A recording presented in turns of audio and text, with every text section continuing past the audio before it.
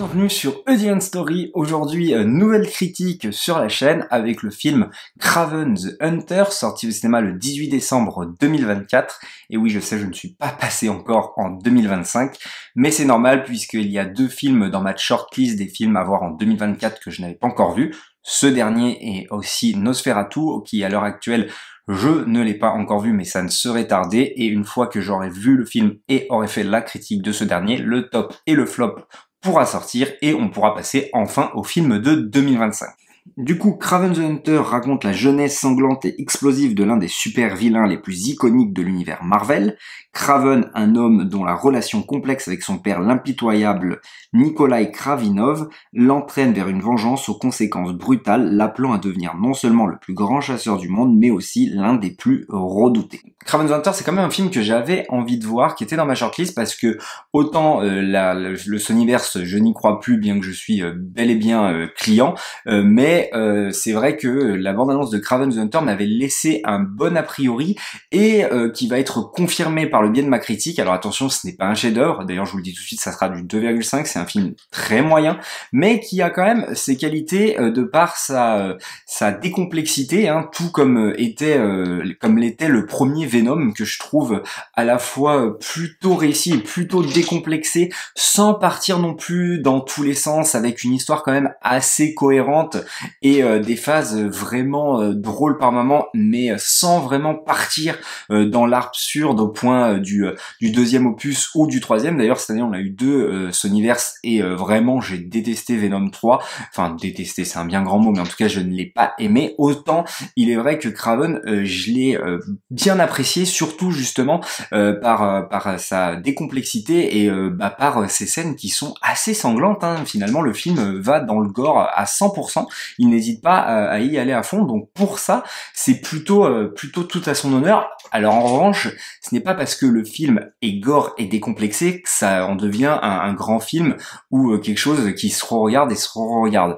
Bien loin de là, parce que au-delà du fait que les scènes d'action et le gore sont plutôt bien faits, le reste quand même exécrable. Je pense notamment aux effets spéciaux, là je pense aux rhinos, tout ça. Il y a des choses qui sont très très laides dans ce film, et puis on a un scénario quand même qui par moments est assez bêta, bien que je l'aime particulièrement. Alors on est sur l'origin story de Kraven, alors la façon dont il devient Kraven c'est complètement con, et ça dénote moi des comics que j'ai lus, hein, donc c'est une origin story peut-être réappropriée, je ne sais pas. En tout cas c'est assez différent. Moi l'histoire de Kraven que je connais c'est un chasseur du coup d'animaux qui a tout chassé et qui lui reste une proie, un ultime défi, à savoir Spider-Man, et donc il va décider de prendre en proie l'araignée. Et donc là c'est plutôt revisité, hein, parce que là Kraven va être à l'inverse un chasseur d'hommes et un chasseur de chasseurs, hein, d'ailleurs, puisque en fait il va plutôt aider les animaux, hein. Ça va avoir un message plutôt bienveillant de ce côté-là, et c'est peut-être tout à leur honneur, surtout que le braconnage c'est quelque chose de mal, et donc évidemment c'était compliqué de faire un film avec ton personnage central qui est un braconnier, et là c'est complètement différent, puisque là Kraven est l'ami des animaux entre guillemets, et donc va vouloir tout simplement détruire son père. Ce que j'ai trouvé pas mal, c'est que en fait il y a une espèce de légende sur Kraven qui est vraiment le chasseur, et en fait il aurait une shortlist et il faudrait pas se retrouver sur cette shortlist parce que si tu te retrouves dessus tu vas mourir. Le scénario est plutôt pas mal là-dessus, et il aurait dû pour moi se centrer là-dessus, en fait, pas partir dans tous les sens avec le père, le frère qui se fait enlever, le rhino qui est un personnage mais complètement c'est vraiment tiré par les cheveux, je trouve, alors que franchement on aurait été à l'essentiel, un peu comme un Hitman où le mec veut se venger de certaines personnes pour X ou telle raison, on s'en fout, et qu'il là il est traqué un à un, ça aurait été plutôt pas mal et plutôt simple et efficace, je trouve. Mais là le scénario veut apporter une espèce de complexité qui ne, je trouve, ramène pas grand-chose, et c'est assez dommage de ce côté-là. Donc voilà, le film a des qualités de par son personnage et son acteur principal d'ailleurs, hein, qui est, je le rappelle, Aaron Taylor Johnson, hein, qu'on a pu voir dans plusieurs films, dont évidemment Kick-Ass, dans lequel il est le plus connu. Dernièrement, il avait fait par exemple Le Dernier Train pour Busan pour le dernier train pour Busan, n'importe quoi, Bullet Train, pardon, avec Brad Pitt. Donc voilà, c'est un acteur qu'on voit régulièrement et qui, je trouve, tient le rôle à merveille. Donc ça marche plutôt bien. Mais voilà, comme je disais, voilà, le sens est cool, les scènes d'action sont plutôt pas mal par moment, le scénario se tient, mais part un peu trop loin à mon goût. Et pour le coup, les effets spéciaux sont aussi dégueulasses. D'ailleurs, le réalisateur, je ne l'ai pas cité, il s'agit de J.C. Chandor, dont j'avais vu le film sur Netflix, c'est le seul et unique film que j'ai vu, qui est Frontière, je crois. Triple Frontière, où on suit en fait un groupe d'anciens soldats américains qui vont aller braquer entre guillemets un cartel mexicain, enfin un cartel d'Amérique du Sud, c'est pas précisé mexicain. J'avais trouvé le film plutôt sympa, bien qu'un peu trop longuet, mais je vous invite à le voir pour ceux notamment qui aiment bien les films de braquage. Et en plus le casting était vraiment XXL, hein. Il y avait du Ben Affleck, etc. Enfin voilà, un gros casting, Oscar Isaac, tout ça.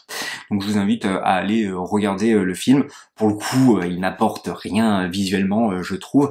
Il y a une scène plutôt intéressante par le biais de ces cauchemars, en fait. Un ennemi à Craven, donc en fait, c'est ça aussi qui est un petit peu chiant dans le film, c'est que Craven est vraiment invincible. Et à aucun moment tu le sens en danger, à part par la venue d'un personnage. Ça aussi, c'est assez surprenant. Je crois qu'il s'appelle l'Inconnu, qui va tout simplement se faire qui va réussir justement à trouver le point faible de Craven en lui injectant une balle qui va lui faire vivre ses pires cauchemars. Et en fait, ces pires cauchemars justement vont être des araignées qui eux vont tomber sur lui de par le biais de la forêt. La scène est très intéressante, bien que trop court, et peut-être que ça aurait pu un petit peu plus se jouer là-dessus, ça aurait été là aussi pas mal, je trouve. En plus, cet ennemi va mourir vraiment, mais d'un seul et d'un coup. C'est assez surprenant parce que vraiment, on le sent beaucoup plus charismatique et plus intéressant que l'ennemi et le méchant principal, qui est le Rhino du coup, mais qui est vraiment la pire interprétation du Rhino. Même les 10 secondes du Rhino dans la bande-annonce de The Amazing Spider-Man 2 et à la fin de The Amazing Spider-Man 2 sont plus intéressantes que le Rhino de ce film, qui d'une part est dégueulasse visuellement, mais vraiment c'est horrible, et en plus il est interprété du coup par Alessandro Nivola, et qui l'interprète mais d'une manière, alors ça c'est quelque chose qui m'énerve dans les films de super-héros, j'ai l'impression que tous les réalisateurs, tous les acteurs ont vu l'interprétation de Heath Ledger, qui jouait dans The Dark Knight, une interprétation vraiment qui excelle, et il joue beaucoup sur son rire, sur les mimiques, et j'ai l'impression que tout le monde a essayé de l'imiter. Là dans ma tête je pense à Jesse Eisenberg avec Luthor dans Batman vs Superman, où pareil il fait les mêmes mimiques, il rigole comme ça,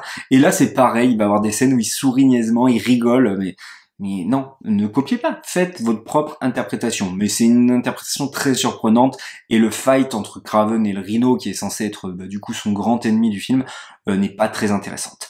À noter la présence de Russell Crowe, hein, qui est encore vraiment, qui a pris énormément de points, hein, et qui s'enferme dans des rôles qui ne sont pas très intéressants, et malheureusement je pense qu'il va être cantonné à ça, hein. C'est assez dommage, je trouve, de ce côté-là. J'aimerais le voir dans des films un peu plus intéressants. Là, il joue vraiment le père mafieux russe qui n'a aucun amour pour ses enfants, et donc voilà, il va y avoir vraiment on va dire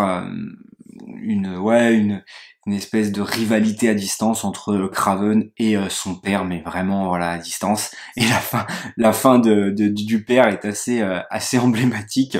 Voilà, pour ceux qui auraient vu le film, vous savez de quoi je parle. De toute façon, je spoil. À la fin, notez que son frère Craven a tout fait pour son petit frère, parce que oui, son petit frère se fait kidnapper et tout ça. Enfin, ça c'est assez bordélique, je trouve, et va finalement finir par le trahir, et en reprenant le business de son père alors qu'il était censé l'arrêter, et en devenant le caméléon. Et oui, voilà, on nous tease une suite, hein, au cas où le film marcherait, mais voilà. Et normalement c'est la fin du Sonyverse, voilà, pas de scène post-générique, rien du tout, et rien d'annoncé prochainement. Je ne sais pas si Venom 3 a marché, je sais que ce dernier ne marche pas, il me semble, et bon, c'est plutôt justifié, hein, c'est voilà, les films en tant que tels, si on peut faire le bilan du Sonyverse, Ben, la plupart ne se regardent absolument pas. Donc voilà, à part Venom 1 où je m'amuse pas mal, et celui-ci où je n'ai pas forcément envie de le revoir, voilà, pour moi, le seul et unique que je reverrai, c'est peut-être Venom 1, bien que j'ai la collecte complète, donc je les reverrai tous à un moment donné, même ce dernier, mais bon, c'est juste, voilà, pour le plaisir de la collection. En tout cas, voilà, ça reste très médiocre, hein, on va dire, mais bon. En tout cas, vraiment, le bas du panier, ça restera Madame Web, qui est une véritable catastrophe, et bah, on n'aura jamais le fin mot de l'histoire de savoir où il voulait aller avec tout ça. Et bon, Chandler qui dit « Oh, je comprends pas aller en salle, le film est vraiment bon ». Oui, bon, le film est moyen, il est très moyen même. Il y a des choses qui sont sympas, mais ça n'en fait pas, malheureusement, un bon film comme il peut le dire. Donc voilà, mon bilan du Sonyverse. Je vais faire un petit classement rapidos. Madame Web en dernier. Ensuite, on aura, comment il s'appelle, Dracula, la Morbus, qui est une catastrophe quand même aussi avec Jared Leto. Ensuite, on aura Venom 3, Venom 2 et Kraven the Hunter et Venom 1. Donc voilà, pour dire le niveau quand même. Hein. C'est du 2,5 Kraven. Donc voilà, le niveau est très très bas pour ces derniers. Et c'est assez surprenant de voir ce genre d'acteurs comme Tom Hardy ou comme Tyler Johnson ou encore comme Russell Crowe s'enfermer dans ce genre de projet qui pour moi c'est des acteurs qui mériteraient un peu mieux que ça, mais bon, que voulez-vous, apparemment ils s'amusent lors de ces tournages, et puis je pense que certains prennent aussi un bon chèque, donc voilà. Voilà pour l'avant-dernier film de l'année 2024 et cette critique sortie en 2025. N'hésitez pas vous à me dire ce que vous en avez pensé dans les commentaires, likez, partagez et abonnez-vous, et puis nous on se dit à la prochaine pour une prochaine histoire.